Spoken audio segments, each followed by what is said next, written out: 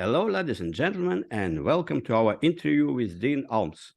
Dean is a Chief Product Officer at Aravo, and he is an experienced professional. So, Dean, thank you for joining us at our Risk Management Show podcast today. Thank you, Boris. It's great to be here. Absolutely, my pleasure too.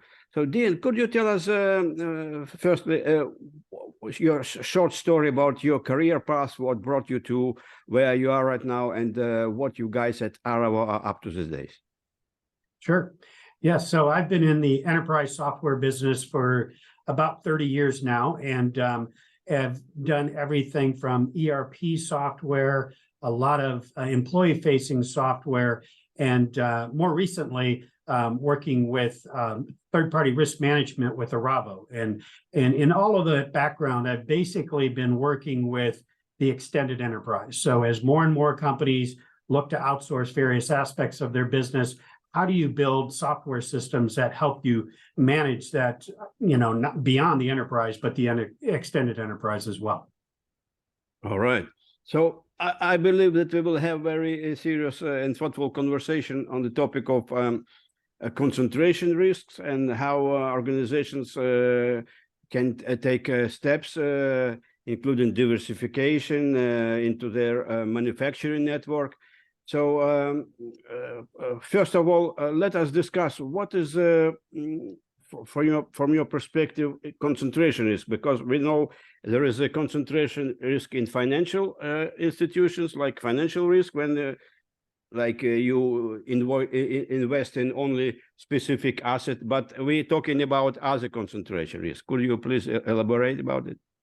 Sure. And a lot of what we talk about and hear about is supply chain concentration risk. And so, and we've heard stories now, especially with pandemic and other issues creating supply chain issues. It's funny how the market in general has become very aware of supply chain because of some of the disruptions that we experience, not only because of pandemic, but because of wars and other events as well.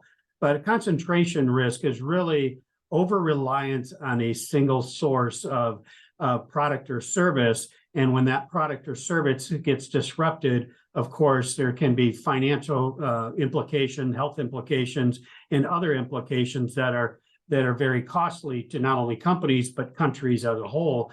And so concentration risk is really about looking at your supply chain and understanding not only who you buy from, but who they buy from as well, because you may diversify with 3 or 4 different suppliers, but if all of those suppliers are reliant on a source of a raw material from a single source, that creates concentration risk as well. So understanding that and getting visibility into that is what Aravo is all about. We provide that visibility and control into your extended enterprise to see what is going on, not only for concentration risk, but for anti-bribery and corruption, for InfoSec, for a number of different risk areas that is becoming more and more challenging for organizations. That's why TPRM, third-party risk management, has grown into a very strong discipline within organizations because of the nature of where we're going with regulations and all of the new risk factors that continue to emerge as we operate in a global economy. Absolutely, because now we have in the last few years we've got the pandemic, and now a war in Ukraine. How did these events contribute to concentration risk, and perhaps they created more awareness of this specific risk? Yeah, and if you think about it, the source of a lot of these risks, and just because of the nature of the way business runs and the way we think about doing business, is that we continue to look for the lowest cost provider. And as we do that, a lot of concentration has occurred, of course, in China and India and places like that, where low-cost products and services can be produced for a number of different factors. And when you do that, when you use the economics to get the lowest cost, it's going to surface risk. And one of those risks is if everybody is buying a certain product or service out of a particular region, and that region experiences, as you mentioned, a health crisis like a pandemic or they experience a war, whatever the case may be, and then all of a sudden the entire supply chain is constricted. And we saw that, and everybody appreciates how we all experienced that with semiconductors and what happened with Taiwan being the major source of semiconductors.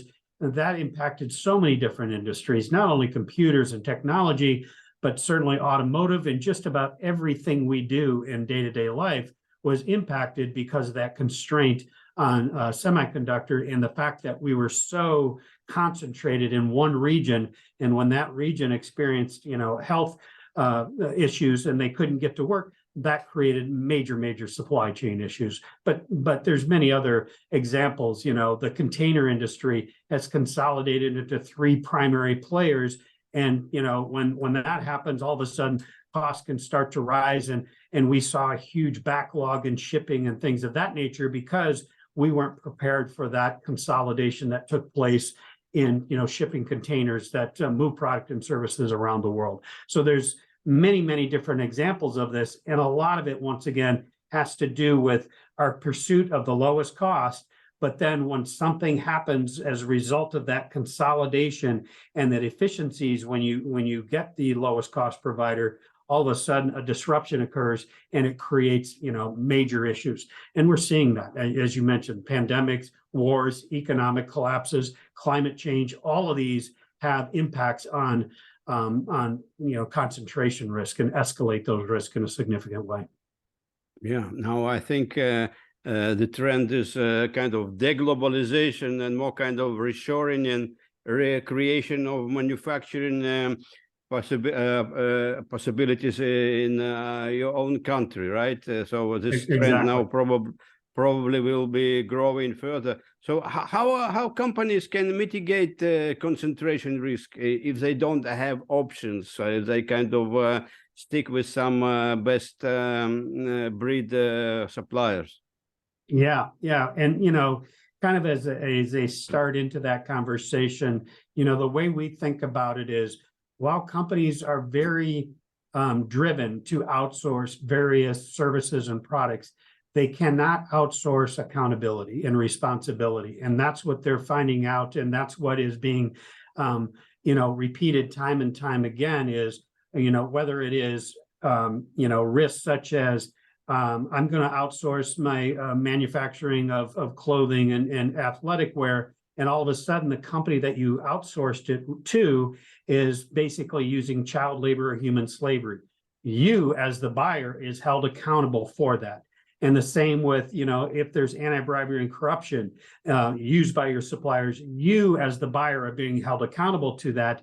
And more you're seeing that. Recently, the German Supply Chain Act talk about holding the buyer accountable for what their supplier base is doing. And so I think we have to understand that concept first and foremost, understand then what we need to do, whether it's concentration risk or other types of risk.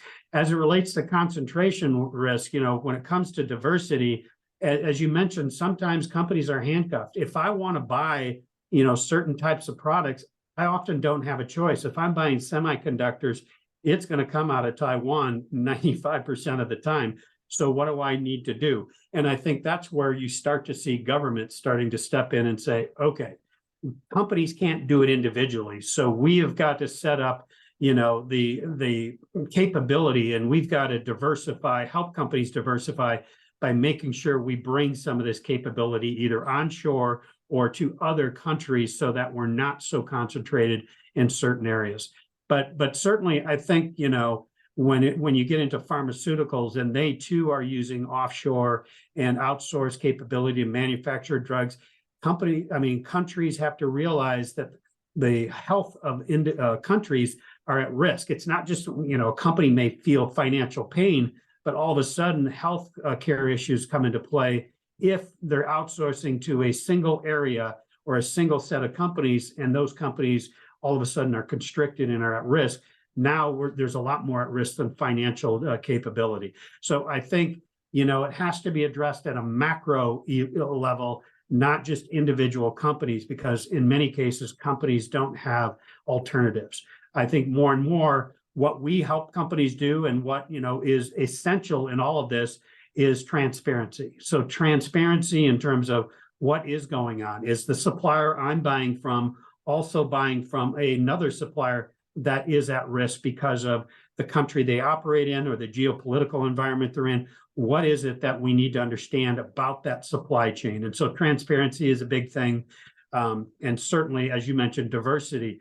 How do I continue to, manage diversity? And that's a leadership issue, right? That can't be done at a procurement level. Leadership has to step in and say, we need to make sure that we have a very diverse supply chain, and here are the things that we're willing to do to make that happen.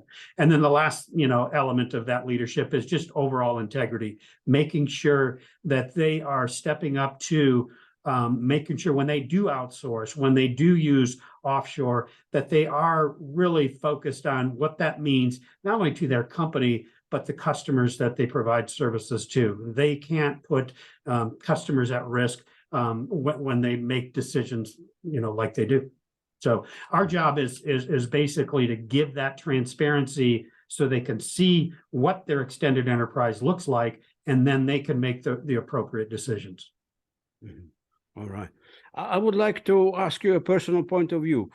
Yeah. What is the commonly held belief or a major misconception in your field of third party and concentration risk that you kind of strongly disagree with?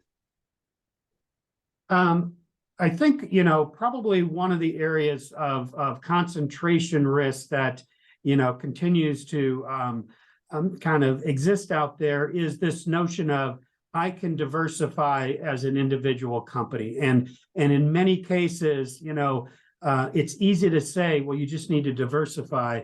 But the fact of the matter is, given the global economic environment and our desire to get to that lowest cost, means we are continue to consolidate the providers that are out there. And so I think, diversity is going to require, as much government and policy around making sure that we are not overly dependent on a certain region or certain companies, and so that we can address that. I think it's easy to say, well, just diversify, when in many cases the options aren't there. Mm-hmm. So are there any best practices or recommendation based on your experience for effectively managing a relationship with multiple suppliers or locations? Because normally people have some limitations. They can manage a certain number of suppliers, but now if we have to approach many others, so probably we have to hire many people, or probably kind of find a new software. So what is your experience? Yeah. So, for Aravo, we've been at this for about 20 years now, and we have customers that have a supply base of 1,000 or 2,000 suppliers out there. We have other customers that have 500,000, 700,000, even over 1 million suppliers in their extended enterprise. And so managing this world requires obviously a lot of automation, a lot of capability that is not easy to address if you do it in a fragmented way. So what I mean by fragmented way is you have one group that is trying to manage the risk around anti-bribery and corruption, and another group trying to manage information security and data privacy, and another group managing other risks such as financial risk, or are these guys legal to do business with, are in sanctioned list. And a lot of times within enterprise, as they start to pursue this third-party risk management arena, it is a highly fragmented set of activities.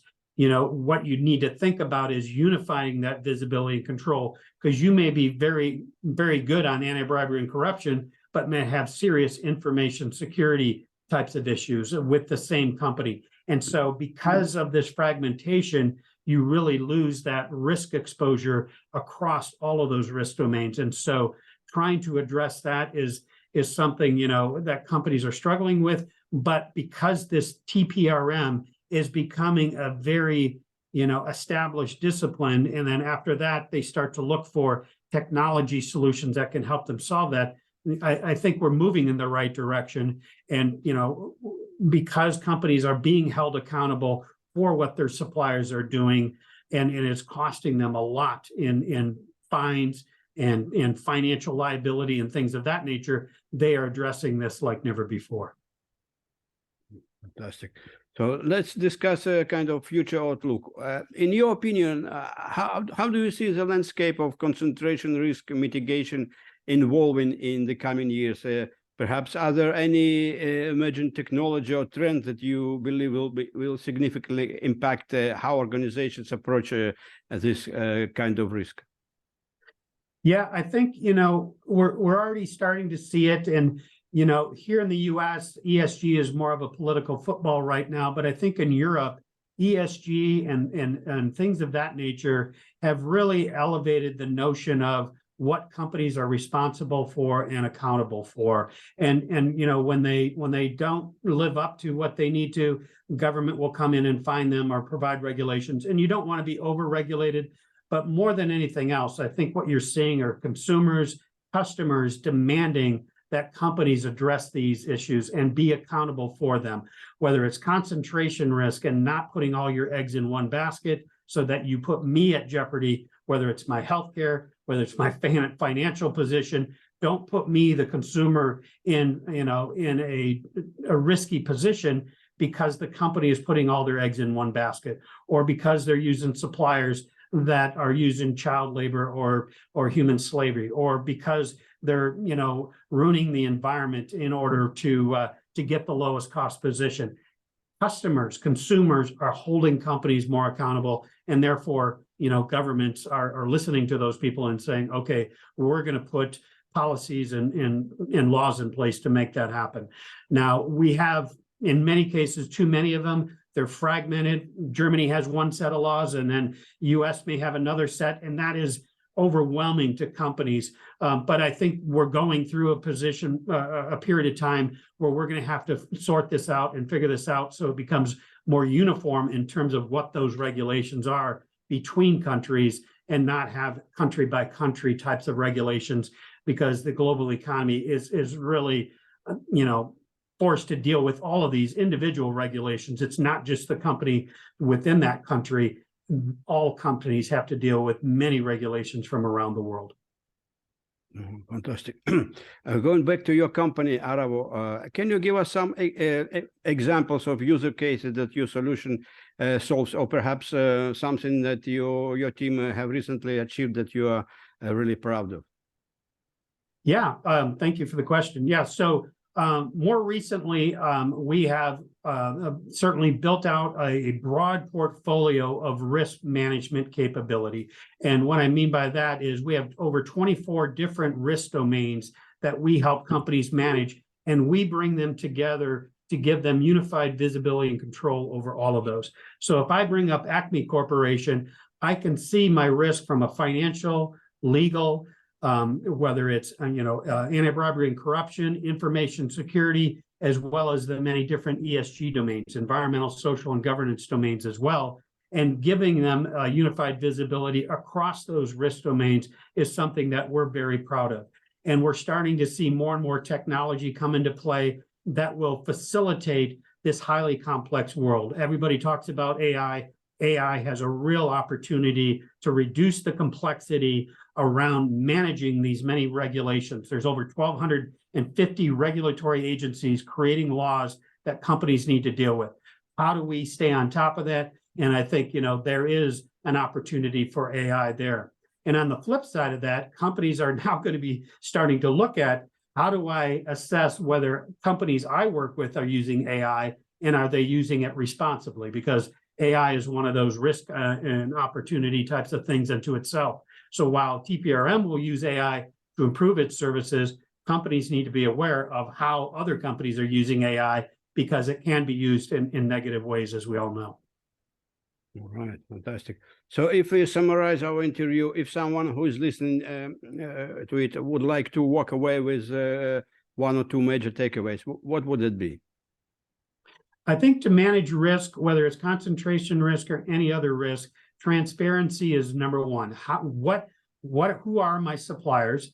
What do I buy from them? What is my contractual relationships with them? And then starting to understand who they buy from. So that transparency is first and foremost of what they need to do. And then being able to measure that so that you can then prioritize which of those risk opportunities you want to address. You can't do everything at once. We always say, think big, but start small and grow fast. And the whole idea behind that is you can't tackle all of these risks at once, but if you have a good measurement system, you can then start to identify which ones to focus on first, second, and third. And then, the last thing as it relates to concentration risk, I think it is bigger than a company issue. It is a macroeconomic issue that we're going to have to address on a global economy type of basis. All right. So, Dean, thank you very much. These are all my questions. Perhaps if I forgot to ask you something that you feel important for our audience, please go ahead. Yeah, and Boris, thanks again for having me on your show. It's been great. I think, we addressed a lot of the areas around concentration risk.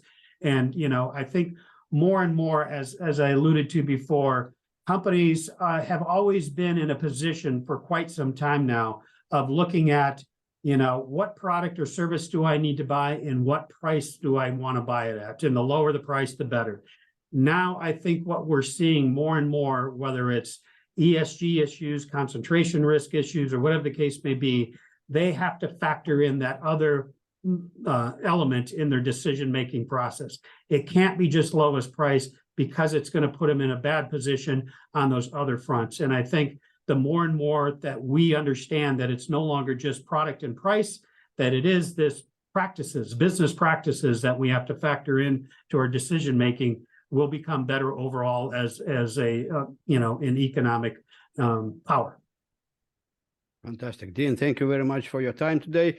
And I believe it will be very useful for our audience. And I hope we will involve you or somebody else from your company in other our interviews, or perhaps with our partnerships deal like content and sending to our members your white papers that I read sometimes. Yeah, fantastic. I would love to do that, and I appreciate the opportunity. Fantastic. Thank you. Bye-bye.